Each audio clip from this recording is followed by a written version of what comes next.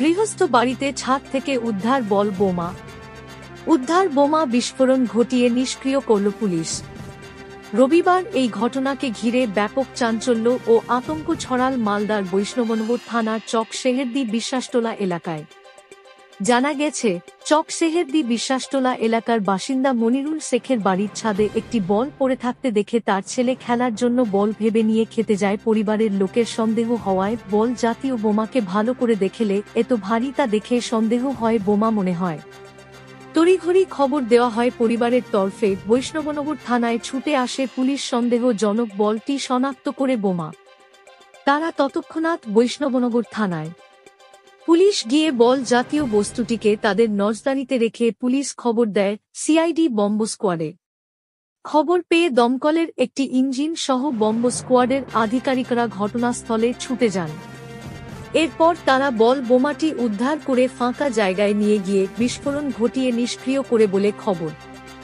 ঘটনায় বাড়ি মালিকের দাবি, কিভাবে তার বাড়ির ছাদে বল বোমা আসল সেই ব্যাপারে তিনি কিছুই জানেন না। তবে কে বা কারা ছাদে বোমা রেখেছিল তা খতিয়ে দেখতে বৈষ্ণবনগর থানার পুলিশ তদন্ত শুরু করেছে বলে জানা গেছে।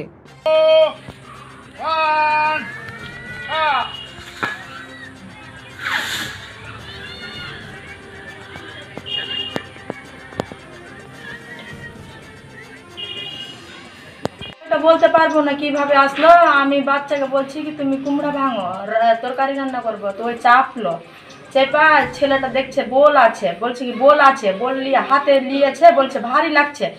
আমি ভারী লাগছে তুমি রাখ, কি আমাকে বোলের মতন আছে তো বোম আছে না কি আছে বলতে পারবো না।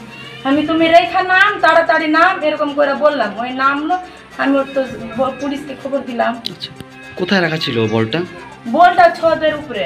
কি মনে হচ্ছে, বলটা বল রয়েছে না বোমা রয়েছে? আমি ওই বাচ্চা ভেবেছি কি বলই আছে, তো না বল নাই বোম আছে।